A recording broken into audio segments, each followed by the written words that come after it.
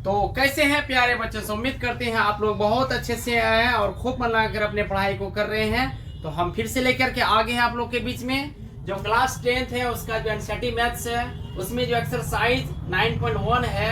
आज हम उसका 2 नंबर क्वेश्चन लेकर के आए हैं। ठीक है, आइए पहले हम इस क्वेश्चन को पढ़ते हैं, इसमें क्या दिया गया है और हमें किसका मान ज्ञात करने के लिए कहा गया है। ठीक है, और एक बात बता दें प्यारे बच्चों सब कि ये जो क्वेश्चन हम जो लेकर के आए हैं बहुत ही वीवीआई क्वेश्चन है। ठीक है, तो आप लोग जो है इस क्वेश्चन को ध्यान से देखिए और समझिए और वीडियो को पूरा अंत तक देखिएगा, तभी यह वीडियो आप लोग को पूरा समझ में आएगा। तो आइए हम इस क्वेश्चन को पहले पढ़ते हैं। आंधी आने से एक पेड़ टूट जाता है और टूटा हुआ भाग इस तरह मुड़ जाता है कि पेड़ का शिखर जमीन को छूने लगता है और 30 डिग्री का कोण बनाता है। पेड़ के पाद बिंदु की दूरी जहां पेड़ का शिखर जमीन को छूता है 8 मीटर है, तो पेड़ की ऊंचाई ज्ञात कीजिए।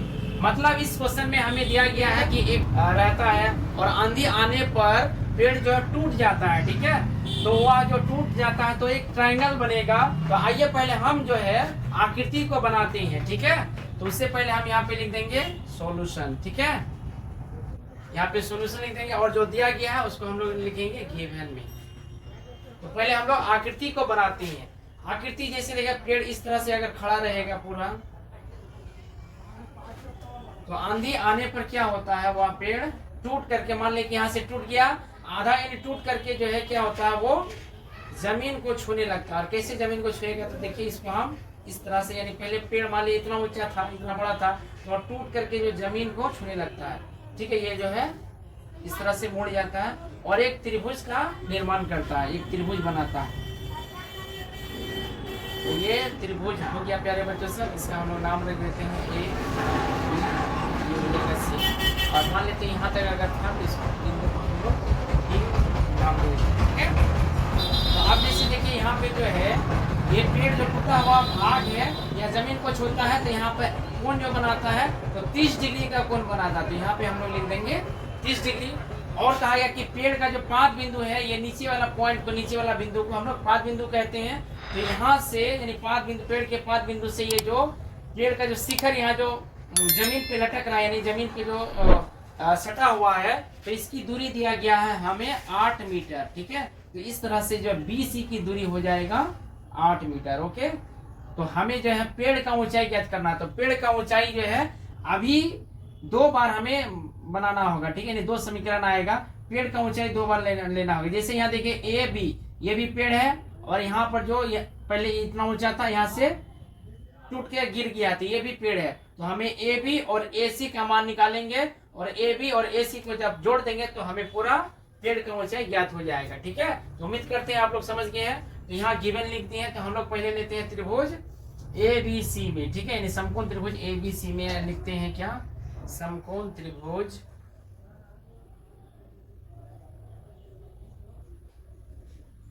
ABC में क्या दिया गया प्यारे बच्चे सब, थीटा का मान अगर देखें, यानी कोण कितना बन रहा है 30 डिग्री का, तो हम लोग जो है थीटा का मान लिख देंगे 30 डिग्री, क्योंकि थीटा कोण को दिखाता है। और BC का जो मान दिया गया है, BC का मान दिया गया 8 मीटर, तो 8 लिख लेंगे। तो हमें यहाँ पे AB निकालना है, यानी AB पेड़ का ऊंचाई है, AB बराबर 8। तो हाइट एंड डिस्टेंस जो चैप्टर है, तो इसमें आप लोग को हम पहले बताए थे क्या कि हमें देखेंगे कि किस भुजा का मान दिया गया और हमें कौन सा भुजा निकालना है। तो ये देखिए कोण यहाँ पर बन रहा है, तो कोण का सामने वाला भुजा लंब होता है। ठीक है, नहीं परपेंडिकुलर लंब, और ये जो जहाँ पे कोण बन रहा है तो ये हो गया आधार यानी बेस। ठीक है, तो ये हो गया लंब और ये है आधार।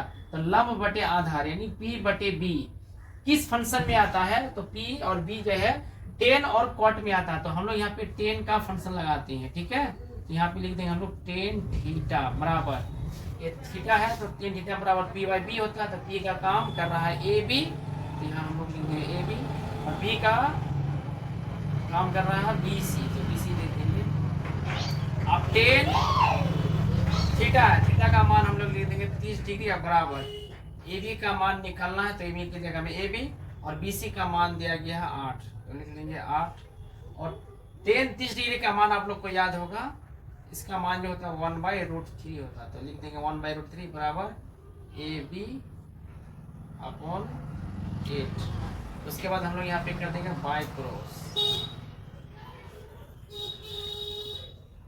बाय क्रॉस करेंगे तो क्या हो जाएगा प्यारे बच्चों, AB गुना √3 करेंगे तो हो जाएगा यहाँ पे √3 AB अब बराबर 8 गुना 1 करेंगे तो हो जाएगा 8।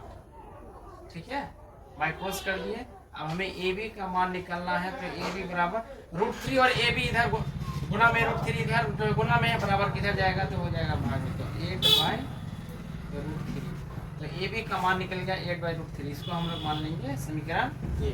ठीक है, अब फिर से हमें जो है देखना क्या है प्यारे बच्चों कि हमें AC का मान निकालना है। ये जो पेड़ यहाँ से टूट के जो लटक रहा है, जमीन पे सट रहा है, तो इसी को हम लोग अब निकालेंगे। ठीक है, तो ये इसको निकालने के लिए देखते हैं क्या कि ये जो है मान नीचे वाला जो भुजा है वो 8 जाएगा, नहीं ये B है और हमें H निकालना है, यानी ये कर्ण का काम कर रहा है AC। तो B और H किस फंक्शन में आता है तो आ जाता है वो कॉस में। तो हम लोग यहाँ पे ले लेंगे कॉस थीटा बराबर फॉर्मूला क्या होता है B/H। तो B का मान हो जाएगा BC और हो जाएगा यहाँ पे H का काम AC। अब cos थीटा का मान यानी कितना है, थीटा का मान 30 डिग्री, तो हम लोग लिख देंगे cos 30 डिग्री बराबर BC का मान 8 है तो 8 और इसमें AC का मान हमें निकालना है। AC की जगह में AC है। cos 30 डिग्री का मान होगा कितना आप लोग को याद होगा, cos 30 डिग्री का √3/2 होता है बराबर 8/AC। और फिर से हमें यहाँ बाय क्रॉस करना है।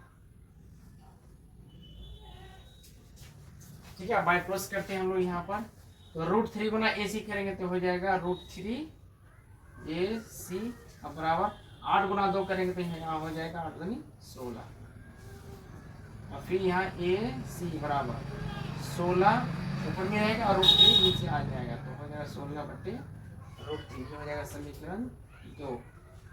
अब हमें यहाँ पे समीकरण 1 है AB का मान निकला 8/√3 और AC का मान निकला 16/√3।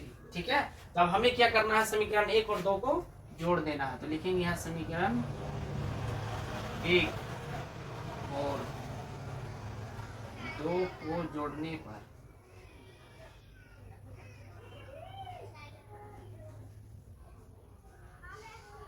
समीकरण 1 देखिए 8/√3 है, 8/√3 प्लस 16/√3 एलसीएम करेंगे तो हो जाएगा यहाँ इसका एलसीएम √3।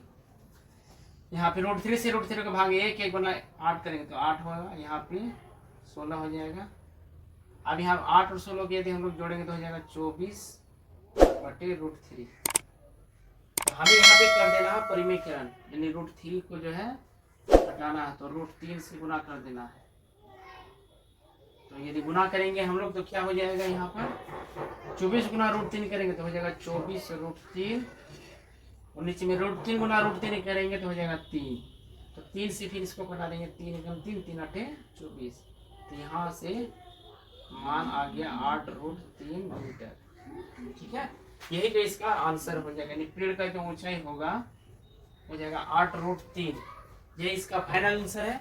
तो उम्मीद करते हैं यह सवाल आप लोग बहुत अच्छे से समझ गए हैं। ठीक है, तो फिर मिलते हैं हम लोग अगले वीडियो में, तब तक के लिए जय हिंद।